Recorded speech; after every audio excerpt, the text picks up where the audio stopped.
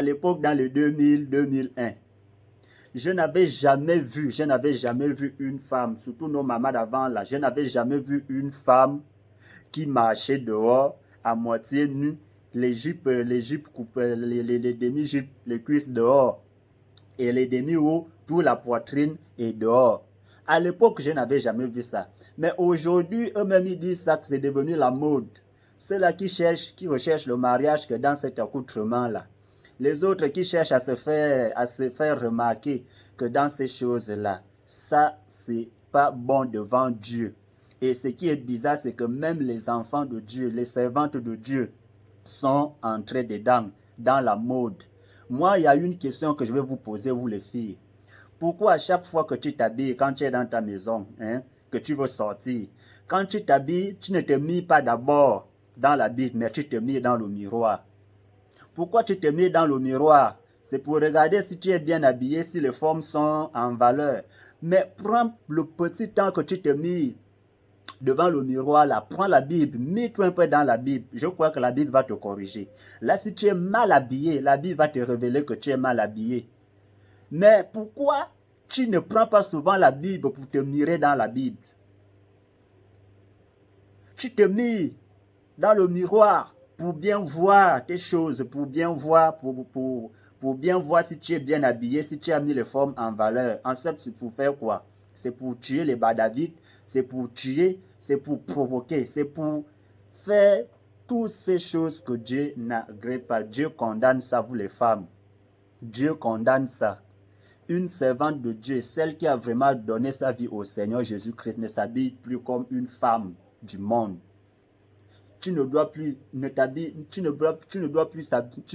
t'habiller comme quelqu'un qui n'avait jamais connu Dieu, comme quelqu'un qui n'avait jamais entendu parler de Dieu. Car Dieu nous parle même de l'accoutrement. Il dit ne vous conformez pas au siècle présent, ne vous conformez pas à ce monde. Ce monde n'est que périssable, ce monde est perdu. Ne vous conformez pas à cela. C'est pas parce qu'une prostituée qui ne sait même pas ce qu'il fait s'habille à moitié nue, parce que soi-disant elle cherche son mari, que toi aussi tu vas copier la prostituée en s'habillant aussi à moitié nue. C'est pas en t'habillant comme ça que tu vas trouver ton mari. Vraiment, détrompez-vous, vous les femmes. C'est pas parce que tu as mis une petite jupe et que tu as mis tes formes en valeur que tu vas gagner ton mari. Tout au contraire, tu vas attirer les démons en toi. Tu vas attirer les démons parce que pour un vrai homme qui est sérieux, qui est vraiment sérieux et qui sait ce qu'il cherche, qui n'aime pas les problèmes, je ne pense pas qu'il peut fixer les yeux vers toi. Tu vas voir qu'en toi va venir rien que les bandits, les voyous, les gens qui ne vont t'amener nulle part. Il n'y a que les gens qui ne vont t'amener nulle part qui vont venir vers toi. Et si tu t'habilles tu t'habilles bien comme une servante de Dieu. Même si les autres là ne te voient pas, c'est bien même qu'ils ne puissent pas te voir. Mais l'onction de Dieu qui est en toi va attirer ton mari afin que ton mari seul voie ce que tu caches. Je vous en prie. Cachez un peu vos formes là. Cachez un peu ça. Cachez un peu ça. Vous ne savez pas combien de fois vous êtes en train de tuer les âmes seulement à cause de votre habillement. Vous êtes en train de tuer les âmes seulement à cause de tout ce que vous faites là. Même les servantes de Dieu. Tu te mets, toi-même tu es vraiment consciente que ce que je mets là, vraiment c'est pas bon. Tu vas mettre une jupe collant. Comment, même toi-même, une jupe collant et tu sais que tu es vraiment un peu, je ne sais pas comment je peux utiliser le mot là, mais tu vas mettre une jupe collant qui va tout te montrer. C'est une manière de dire quoi, en fait, tu es habillé mais tu n'es pas habillé. Parce que toi tu te dis que tu es habillé, mais qu'est-ce que tu caches? On voit tout. Tu ne caches rien du tout, tu ne caches rien, mais on voit tout. Et quand moi, le mari, moi qui cherche déjà la femme, je commence à voir tout, ça ne va plus m'intéresser. Parce que je connais déjà comment c'est. Et ce qui est sûr, c'est que ce n'est pas moi seul qui va regarder. Beaucoup de gens vont regarder. Et ce qu'on oublie, c'est quoi? Je vais vous dire quelque chose. La Bible déclare que l'homme et la femme vont être créés par Dieu. Et quand Dieu va créer l'homme, Dieu va créer l'homme, l'homme va sortir seul. Mais en réalité, l'homme n'était pas seul. L'homme n'est pas sorti seul. L'homme est sorti avec sa femme. Sauf que la femme était encore dans l'homme. La femme était encore dans l'homme. L'homme va sortir seul, mais l'homme n'était pas seul. L'homme était avec sa femme, mais Dieu n'avait pas encore fait sortir la femme dans l'homme. Mais dès lors, Dieu va créer tout ce qui entourait l'homme et que Dieu va se souvenir que vraiment, il n'est pas bon que l'homme soit seul. C'est là où Dieu fait dormir l'homme et tirer de l'homme la femme. Il va tirer la femme dans l'homme et va amener la femme vers l'homme. Qu'est-ce que je veux dire par là? Vous qui cherchez le mariage, quand Dieu avait créé ton mari, Dieu pensait à toi. Et quand Dieu t'avait créé, Dieu pensait aussi à ton mari. C'est que Dieu n'avait rien fait au hasard. Dieu ne fait pas les choses sans réfléchir. Quand Dieu fait, avant qu'il ne fait, il a déjà réfléchi. Quand tu venais au monde, Dieu avait déjà planifié à ce que ton mari soit là.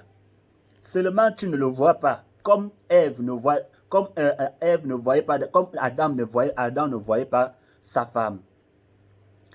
Toi le mari, quand Dieu t'avait mis dans le ventre de ta mère, Dieu te créa dans le ventre de ta mère, en même temps penser à ta femme. C'est pourquoi il dit quoi? L'homme quittera son père et sa mère et les deux s'attacheront. Les deux deviendront une seule chair. Les deux deviendront une seule chair. Donc quand ta mère t'accouche là-bas, Dieu pense à ta femme. Et c'est pourquoi si tu restes en présence de Dieu, c'est Dieu qui va ramener ton mari vers toi.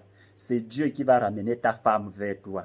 Mais si toi-même, tu laisses alors les instructions de Dieu, tu oublies ce Dieu-là, tu t'habilles comme tu veux, tu fais les choses comme tu veux, parce que quoi, tu veux chercher ton mari avec ta propre force, tu ne vas pas trouver le mari que Dieu t'a réservé. Et c'est là où Satan vient, il te vole l'homme de ta vie. Du coup, tu vas aller trouver un homme qui va te dire non, pour que je t'épouse, il faut d'abord sortir avec moi. Pour que je t'épouse, il faut d'abord ceci. Pour que je t'épouse, il faut cela. Alors que l'homme que Dieu a réservé pour toi, l'homme là l'homme là ne peut jamais te proposer ce genre de choses. L'homme là saura en lui-même que même si on fait quoi, ça c'est la côte de ma côte, chair de ma chair. Adam n'avait pas regardé à gauche, à droite devant Ève. Adam savait que ça là c'était pour moi. C'est pourquoi il avait dit, lorsqu'il voyait Ève, il avait dit, voilà cette fois-ci, os de mes os, chair de ma chair. Pour dire quoi? Donc vous qui cherchez le mari avec votre force, avec votre beauté, ce n'est pas la force ni la beauté qui fait l'affaire. C'est la foi en Dieu qui fait l'affaire. C'est ni la force ni votre beauté qui fait l'affaire, mais c'est la foi en Dieu. Celui qui a cru en Dieu ou celle qui a cru en Dieu, c'est celle-là qui gagne l'homme de sa vie, l'homme que Dieu a réservé pour lui. Mais quand toi tu vas toujours t'habiller de manière à vouloir séduire les hommes, croyant que c'est dans ça que tu vas gagner ton mari, tu ne vas pas gagner ton mari dans ça. Tu vas gagner les serviteurs du diable et ils vont détruire le fruit qui est en toi. Donc je vous exhorte, mes sœurs, essayez un peu de prendre conscience dans ça. Essaye un peu que quand tu sors, ne te mets pas seulement devant le miroir. Entre un peu dans les Écritures. Regarde comment Marie, la mère de Jésus, s'habillait. Regardez comment tous les servantes de Dieu là, Sarah, tous ces servantes-là s'habillaient. Si c'est vraiment comme ça que eux, ils s'habillaient, il n'y a pas de problème. Continuez à s'habiller comme ça, vous allez gagner vos maris. Mais si ce n'est pas comme ça que les femmes là s'habillaient, essayez un peu de leur copier. Ils sont comme notre miroir. Tu es la plus belle femme du monde, mais est-ce que tu ne te poses pas de questions que c'est les plus belles femmes du monde qui chôment? Les plus belles femmes du monde, là, ce sont ceux qui chôment. Mais les femmes qui se respectent en eux, qui respectent leur dignité, ce sont eux qui partent en mariage. Les femmes qui ont mis leur foi en Dieu, qui ont dit jamais de la vie, si ce n'est pas mon homme, si ce n'est pas celui que Dieu m'a réservé, je ne montre rien. Elle se cache en elle-même parce qu'elle a peur de son serviteur. Quand Dieu t'avait créé, Dieu pensait déjà à ton mari. Pourquoi tu es pressé? Quand Dieu t'avait créé, Dieu pensait déjà à ton mari parce que toute femme est appelée à aller en mariage. Toute femme est appelée à aller en mariage. Tout homme est appelé à trouver sa femme. Seulement laissez Dieu faire les choses à son temps. Laissez Dieu faire les choses comme il veut et quand il veut. Vous ne pressez pas Dieu.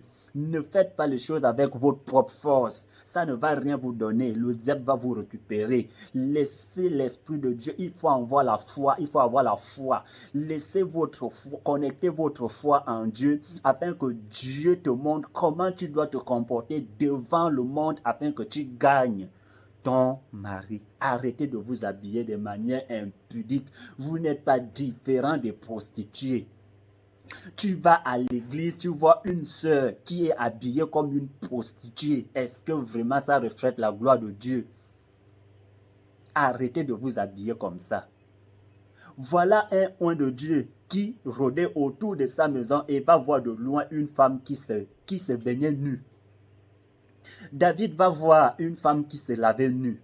Pourquoi elle vient se laver nue là où elle sait que forcément quelqu'un va passer?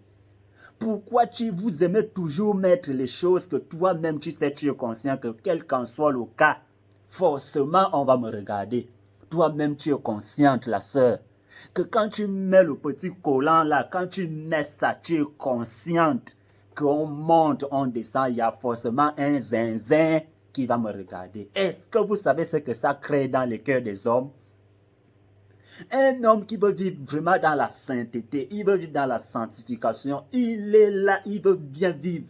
Mais lorsqu'il voit ces choses, nous ne sommes pas des anges, je vous en prie, nous ne sommes pas des anges, nous sommes des hommes. Nous ne sommes pas des anges, nous sommes des hommes faits de chair. Nous ne sommes pas des anges, mais nous sommes des hommes. Un homme, même s'il est vraiment fort en lui-même, lorsqu'il va regarder, ça va forcément créer quelque chose.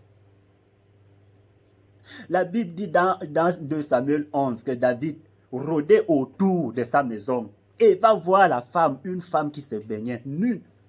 Regardez ce que ça va faire à David. David va commencer à se poser des questions. Qu'est-ce qui s'est d'abord passé pour qu'il pose des questions? Il va regarder. Oui, on va regarder. Est-ce que ça ne nous arrive pas souvent? Moi, ça m'arrive parfois. Même quand le cœur me dit ne regarde pas, je me force même à regarder. Pourquoi? Parce que vous êtes mal habillé. Parce que le fruit que vous avez, en fait, ce que Dieu a mis en vous là est comme je vais dire ça comme, est comme une aimant. Un aimant. Je ne sais pas comment on dit, si c'est une aimant, si c'est un aimant, en tout cas, tu as compris.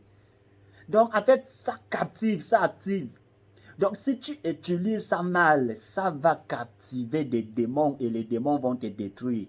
Il faut bien utiliser ça afin que ça captive l'homme de ta vie. Que ça appelle l'homme de ta vie. C'est le charme que Dieu a mis en toi. C'est le charme-là que tu dois bien protéger en toi. Tu dois encadrer ça à sorte que personne ne puisse venir te détourner l'homme de ta vie ou venir détruire ta vie. Arrêtez de vous habiller de manière impudique.